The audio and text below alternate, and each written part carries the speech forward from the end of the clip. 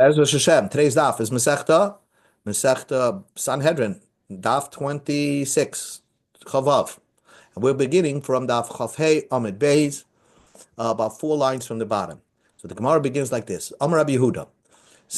Rabbi Yehuda said, Stam Roya. The Gemara is discussing, the Mishnah was discussing who is disqualified for being a witness. Why do you disqualify somebody from being a witness? So Hi, Lewis. We just began, Lewis, and we're starting from Chafei Amid Beis, 4 lines from the bottom.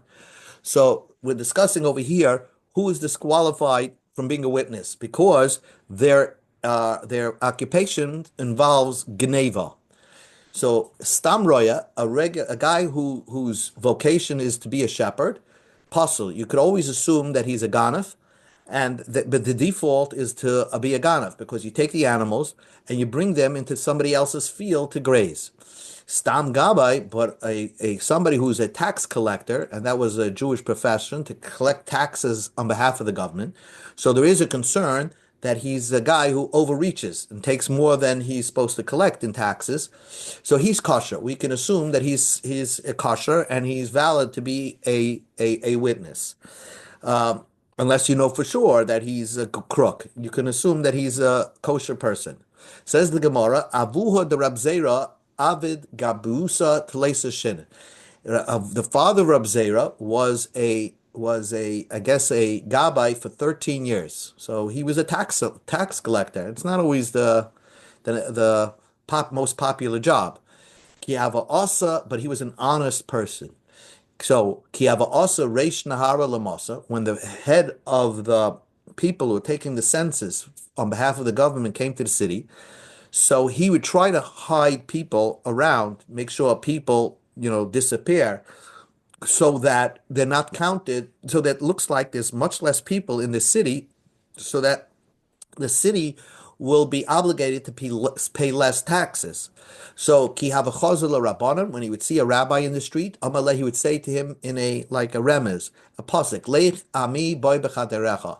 Go, my nation, go into your rooms. That's like a code word to just hide out until this census person passes. Ki havachaze enisha demasar, when he saw regular people who don't know how to learn, Amma, he would say, Reish Nara Salamasa, the head of the government is here in the city. Idna, and right now, Nochas Abba Lefum they're slaughtering the father in front of the son, Ubra Lefum Abba, and the son in front of the father. And that means they're trying to collect a lot of money from us. And if you are a rich guy and you're supporting your son, basically you're feeding your son. And when they're going to require you to pay more taxes, they're like pulling the food from the mouth of your son. So that's almost like slaughtering your son in front of your eyes. And same thing if a son was supporting his father, if they make him pay more in taxes, so he'll have less to give to his father. So that's almost like slaughtering the father in front of the son. Basically, he was telling them in a certain code way that, hide out until everything is clear. Umanganze kuli alma. So we go to Chavavam and Aleph, and therefore everybody went into hiding. Ki asa, when he came, Amalei Mimani Boya.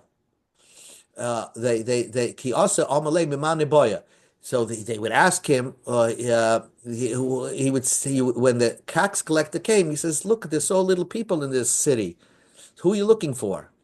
Says the Gemara, Ki nochi nafshem, as Reb Zera, the father of Zera, passed away. He was so honest that he over collected from one person. Read him, the guy was late and he over collected. Amalei, so he told his children, Shluk koili talesa moed tzarli besadina. Take the 13 piles of money that I wrapped in a napkin, v'hadrid leile pliny, and give it back to so and so. I took it from him and I don't need it anymore. And he didn't want to be somebody who goes to the olam ha'emes, to the olam of truth, and he has geneva. So therefore, that's what he instructed his child before he died. So basically, the Gemara brought that story in to show that not every tax collector is a bad person. Reb Shimon said, in the Mishnah said, the Mishnah said that those that hoard everything is free in Shemitah, but you're not allowed to hoard it because we're afraid that you're going to hoard it into your refrigerator, and then you're going to let this Zman beer pass. Remember, you have to eat it before a certain time, and you're going to be over the avera of hoarding something in Shvias. So they used to say about oisvei shvias. So my kamar, what does the Mishnah mean to say? What is Rab Shimon saying? Amar Rabbi Yehuda explained. Hachi kamar. This is what Rab Shimon used to say. Again, we're dealing with people who are disqualified from being a witness. The beginning they used to say oisvei shvias kasherim. Those that hoard fruits on Shemitah are kosher to be a witness. Because basically, what's your concern? They're doing an avera? They're not doing an avera. It's only a concern that might come to do an avera by eating it after the beer, after the time that you're supposed to get rid of it. Soichrin, but those that do business on Shemitah, psulin apostle. Says the Gemara, but Mishrabu, this is what Rabbi Shimon said, Mishrabu mamtzia mois lanina. People would hire poor people, and they would hire these poor people to grab as much fruits in the fields and bring them to them. And they would pay the aniyim for gathering this produce, and they would do business with them. So the aniyim were hired to collect and basically resell it to the people who hired them. So chazru loime, they would say, whenever you see somebody who's echad, you see somebody who's doing actual business, selling fruits of Shemitah, or somebody just gathering more than he needs on Shemitah, you can assume that he's going to resell it. And therefore, both are psulim, are possible to be witnesses. So both oisvei shviyas became like a soichrei shviyas. Somebody who gathers is basically somebody who does business with the Shemitah fruits, which you're not allowed to. You can only eat it. So the Gemara says, Koshu ba b'nei Rachva. So the sons of Rachma had a difficult understanding of this interpretation of the Mishnah. Hi, Mishu Rebbe Huanasim. You're asking me when they increased all those that were anasim. Mishirabim hatagorim mibayole. You should say when there was too many people doing business with the fruits of Shemitah. What does anosim mean? Ella, but this is what it means to say. They used to say, whenever you see somebody gathering a lot of fruits on Shemitah, or somebody doing business with the fruits of Shemitah, you can assume pesulim, they are disqualified. But we're not going to disqualify anymore somebody who gathers the fruits on Shemitah. Why? Because maybe there's a reason for it. Mishirabehu anosim, when the people from the tax government, the goyim, would force the Jews to give taxes, and the way they paid their taxes was to give fruits to the government, to the tax collectors. So that when they increased the taxes, so the people had to gather more fruits from Shemitah to pay for the taxes. Umaninu, what is anasim? Anoina, people who collect taxes. And sometimes you're allowed to even plant on Shemitah. Normally you can't plant on Shemitah, but if you're forced to do it, so maybe you can plant on Shemitah. Kedamachris Rabbi Yanai announced in his time when they were living maybe by the Romans or whatever. And anyway, Shemitah is drabonan anyway, bisman hazeh. He would say, Puku, everybody should go out, v'ziru b'shviyas, go plant on Shemitah, mishum anoina, because the goyim are making us pay a lot of taxes, and we can't afford to keep the fields empty, non-planted during Shemitah. So chazru laimim, because now you see that people who are gathering fruits on Shemitah are not necessarily bad people. They're doing it, basically they're forced into it. So they would say, Oisfin, if you see somebody gathering a lot of fruits on Shemitah, more than his needs, Ksherin, he's valid to be a witness. Soicheren, but somebody who does business with Shemitah's produce, Psulin, is disqualified. Says the Gemara a story. Rab Chia bar Zanoike, Rab Shimon miYitzchak have a ka'ozle la'aber shon ba'asya. Rab Chia and Rab Shimon were on their way to go to a certain place to be ma'arba the shana. They would increase the year to make another adar, and they would go to the special bezdin. Pagabahu Rish Lakish, Rish Lakish saw them, they're on their way. Itful Badei, he wanted to join to see how do the people how is it done? How do they what kind of calculations go into it? He wanted to observe how the Bezdin operates. Omar, he said to himself, Ezel Echse Eicha Abdu Uvda. I'm going to see how this is conducted regarding Ma'aber the year, to increase the year. Anyway, the Gemara says a story that on their way, Chazulu Gavra Davakorev, they saw a person, it was Shemitah time, and Rish Lakish observed that somebody was planting in Shemitah. Amalahan, so he told Reb Chia, Reb Shimon, say something. Kohen, the Chayrish, he's a Kohen, and he is plowing. He accused the guy who was plowing on Shemitah to be a Kohen. We'll see why. Because Kahanim generally was people known to violate Shemitah. They were lax in the keeping of Shemitah. We'll see why. Amrulai. So they said to him, don't accuse him wrong. Don't jump to conclusions, Rish Lakish. The guy could tell you that he was forced to do it because he's working on behalf of the Goyish tax collectors. So he's forced into plowing his field, like you saw before. Rabbi Yanai made the people plant. Then, as they're going to Chazeh, as they're continuing on the street, he was pruning his vineyard with branches on Shemitah. Amalehen, he said to him, Kohen v'zoymer. He's a Kohen, and he's pruning his vineyard on Shemitah. So Rav Shlokish was jumping to the conclusion that this guy is violating Shemitah, and he wanted Rav Shimon and Rav Chia to say something to the guy. Amalei, they said to him, the guy could say, Le'ekel beisabada nitzarech. I'm not really that the guy is pruning his, but he's not using it to make the vines, to make the vineyard better. He's using it to create a fence around his wine press, etc. So to hold when he presses olives, this was they used to cut branches from a vine from a wine press to create like a perimeter fence or something like that on the machine. But the truth is that is not zmira. That pruning is not prohibited on Shemitah. So basically, these people were defending the person what they saw, even though they didn't ask the guy to stop. Alma lehem, he told them, Halev yadayim le'ekalim laklaklois. The heart knows when this person, if he's doing it to prune the trees or he's doing it to create a fence. Anyway, hey Amalu Baresh. The Gemara says, which story happened first? Did they see a guy plowing first, or did they see a guy pruning his vineyard first? If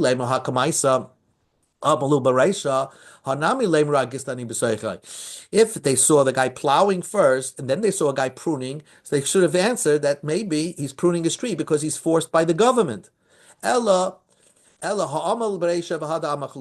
First, he said the story with the vineyard. They saw somebody pruning the vineyard, and there you can give it an excuse that he's using it to make a border fence. He's using the wood for another purpose, not to make his grape trees better. And then they saw somebody plowing on Shemitah, so he gave a different excuse that the guy is plowing because he's forced by the government.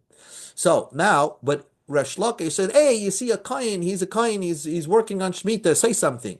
So Ma'ishna Kohen, why did Resh Lakish accuse everybody that the people were Kahanim? These two people who are working on Shemitah are Kahanim. Where do we see that Kahanim are more lax when it comes to Shemitah? Answers the Gemara, Mishum de Chashidi Ashviyish. Kahanim are more accused to violate the Shemitah. Why? The Tanah we learned in the Mishnah, saw truma shenafla meya saw shel shemitis talaba pakas talit. Then it's fine. If you have a truma that fall into 100 saw of shemitah produce, so then it's fine. It becomes nullified. Mavoto. You can eat that 101 saw of produce. Pakas mekem, but if it's less than that, so then technically it's truma food. But nevertheless, yer kovu, nobody should eat it. Nobody should eat it. Why they ask the question, ma yer kovu, why should you let it rot and spoil? Why can't you just sell it? Sell it as a kohen food, sell it as truma food, which is less than regular shemitah food, except except the money of the truma from that saw. They should sell it to a kohen with the value of truma, except the value of that saw. For some reason, the Gemara assumes that a Kohanim were accused of violating Shemitah. They used to, because really Shemitah, let's say you could only eat most of the produce up until Pesach. But a Kohen will say to himself, I'm a Kohen, I'm somebody who's holier, and I could eat, just like I could eat Truma anytime I want, I could eat the holy fruits of Shemitah even after the Zman beer.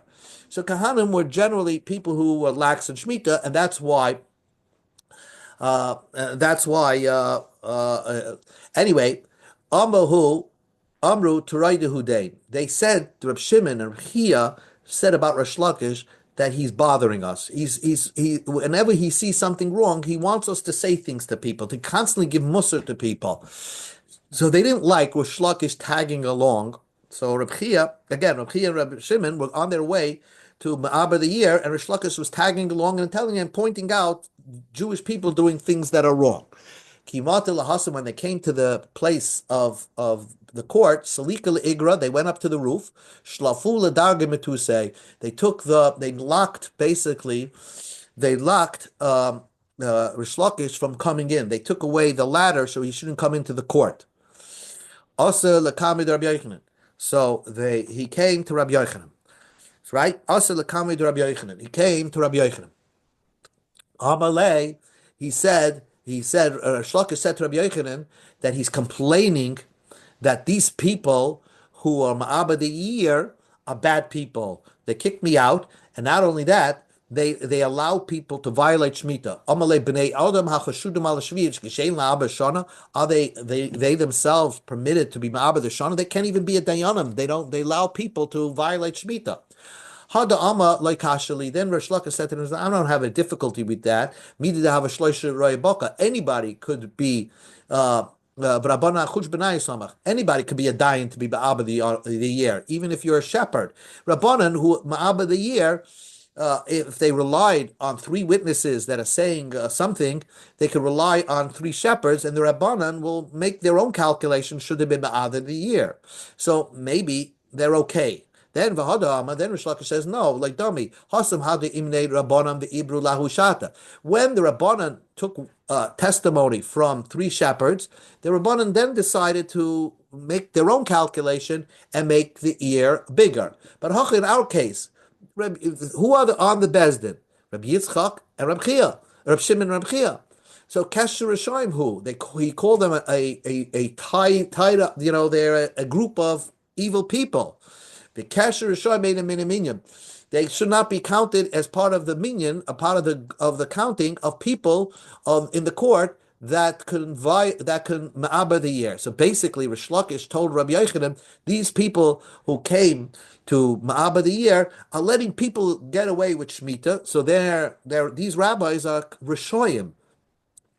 Amar Rabbi Yochanan da'aka. That is terrible. Ki also lakame to Rabbi Yochanan Amrlei.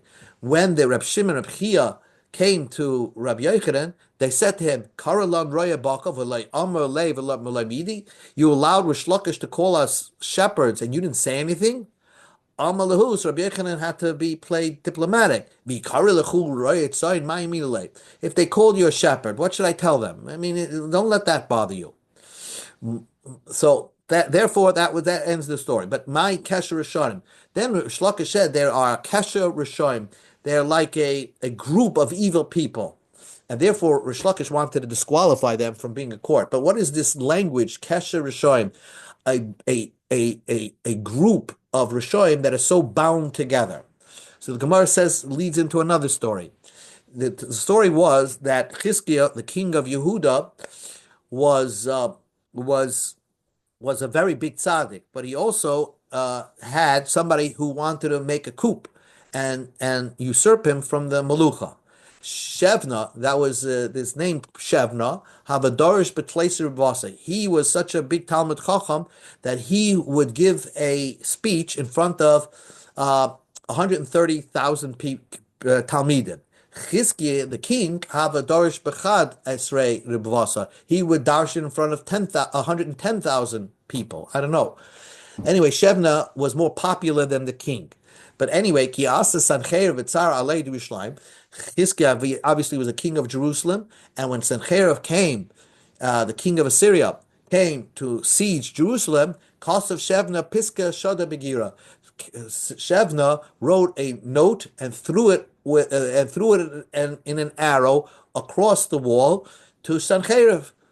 And this is what they wanted to say. Shevna v'siyasa yishlimu, Chizkiah v'siyasa la yishlimu. Shevna and his group of people want to make peace with Sancheirav. Chizkiah, but the king and his group don't want to make peace. Basically, he's trying to pin Sancheirav against Chizkiah.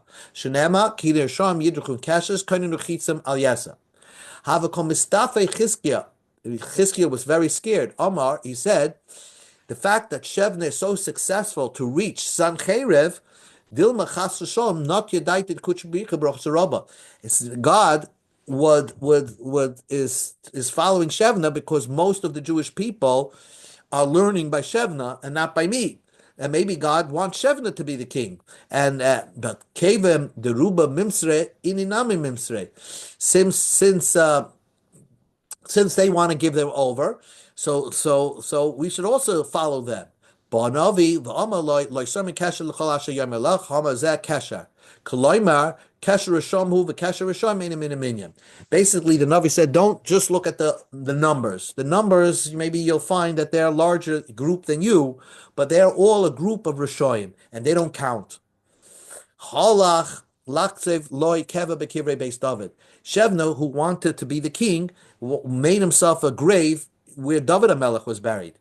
Ba Navi v'amalai. So the Navi came to Shevna. Malacha pai, milicha pai, safle pai keva. Hine Hashem taltecha taltel gever. God's going to make you go alone and to exile like a man who is kicked out of his house. Amar Rava tilted gavre koshem. It's another point that when a man has to move places, it's harder than a woman having to move. A man has a trouble; he gets more settled where he is, and that's why the Navi cursed him, so to speak, that you're going to be moving around alone like a man who's forced to move away from his normal place. Va'oitche atoy, Amar Rabbi Yaisi bar Chanina. That Shevna, he got a skin ailment. Because the pasuk says that the Navi told him, and it says by the Mitzorah the word yata, so it means that he got the skin ailment of tzaras. The Gemara continues to darshan the pasuk. Tana, the Brisa taught about the Shevna, that the table turned on him. He wanted to shame his master, Chizkiah, therefore his honor was shamed. When he went out of the city, because again, he wants to make peace with Sancheirav, so he's invited to a meeting with Sancheirav, who's sieging the city of Jerusalem. So he was going with the entire group. Also, Gabriel he left first the gate of the city, and then the gate closed, so to speak. Gabriel made the gate close, the Malach Gabriel, and it couldn't open. So he was all alone. He didn't have his group following him. We go to Amid Beis. Amrulei Mashir Yoseh Heichas. So Checherev asked, you came with a big group. Where's your group? He said, I don't know. They turned around from me. They betrayed me. Amrulei. So they said, so then who are you trying to come to a treaty? You're making a mockery of me. So nakuhu vuhu ba'akevo. They made a hole in the soles of Shevna's feet. Usaluhu bezanve susayim, and they tied him to the tail of horses. They would schlep his body on thorns. Again, you see that he wanted to be the head, and they tie him to a tail, and he had a very misa meshura, died strangely. So even though he taught Torah, he was a better teacher, obviously, than Chizkiah, but somehow he was considered to be a Rasha, and his group were Rashaim. Amar Rab Lozer says, Shevna Bal Hanoah Hoya. Shevna was somebody who just liked to enjoy life. He was Epicurean. Ksiv hacha lech boy ela seichen ezeh. Ksiv hachlam si leis chenes. They use the word seichen when describing Shevna in Malach HaMalach, and the word seichenes, which was the woman that kept David HaMelech warm, so for his benefit. So we see that Shevna was somebody who did things for his enjoyment. Rashi says he enjoyed, and Rashi says he was also Mishkav Zachar. He was violating Mishkav Zachar as well. Anyway, another 2 minutes and then we'll stop. Ki hashoses yeresin sadik ba Paul. Rav Ina, Rav Yehuda, Rav Eina, Chadam, Yelichizki, V'Sios, Nerosin, Sadik ba Paul. We darshan the pasuk. If Chizkiyo and his group were been destroyed, Sadik ba Paul, where would have been his reward? So Shoses refers to a tzaddik. Refers to Chizkiah. Chadam ilu Beis Hamikdash yeras tzaddik ma'pal. The word Hashoses refers to the Beis Hamikdash. If the Beis Hamikdash would have been destroyed, and during the time of Chizkiah, then what good was he being a tzaddik? Remember, Chizkiah, the Beis Hamikdash was not destroyed because Sancheriv's army got wiped out in one night. The Ula says, Ilu machshavoisav shel oisrasa ein rasais tzaddik ma'pal. If the thoughts of Shevna would have not been destroyed, then tzaddik ma'pal. When what good did where would the tzaddik of Chizkiah save the Jewish people? So the Gemara says, Bishlama l'man diyama ilu machshavoisav shel oisar rasha hainik tzidki hashasas yeresun, because referring to the thoughts of the Rasha of Sancheriv. So the Gemara says that the word Neheros Shasois either can refer to the Beis Hamikdash, or it could be referring to the thoughts of Shevna. How do you translate the word Shasos to refer to Chizkiah? To refer to a Rasha, we find it. To refer to the Beis Hamikdash, I find that because the Evan Shasia. But I never found the word Shasois to refer to a tzaddik. So the Gemara answers, the Ksiv Lashem Natzike Aretz Yashas Aleim Tevel. What holds up the earth is those that are learning Torah. So the Yashes, it refers to a tzaddik. The Iba Yisem, and finally we'll end over here. Hifli Eitze Higdal Toshia. Amar Rab Chanan, Lama Nikra Shema Toshia. That why is the Torah called Tushia is because it weakens the person, the strength of the person. That the Torah was given Tushia in hidden because the Satan didn't want that the Torah should be given to a human being.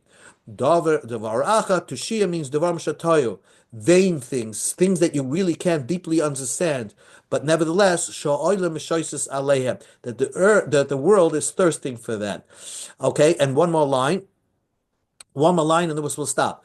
Amar Ula said, Machshava my elis afila the Torah. Beautiful thing, he's saying. Ula says that if a person is worried about where his next meal is coming from, even for Torah, if you will forget your Torah. That means that it's not good for a Talmud Chacham to be so concerned about his parnasa. Shenema, because the pasuk says, "Mefer machshavos arumim v'lo yisasena yedayim tushia," that God destroys the thoughts of the smart people, the Talmidei Chachamim, but because otherwise they'll forget their learning. So tushia means they forget their learning.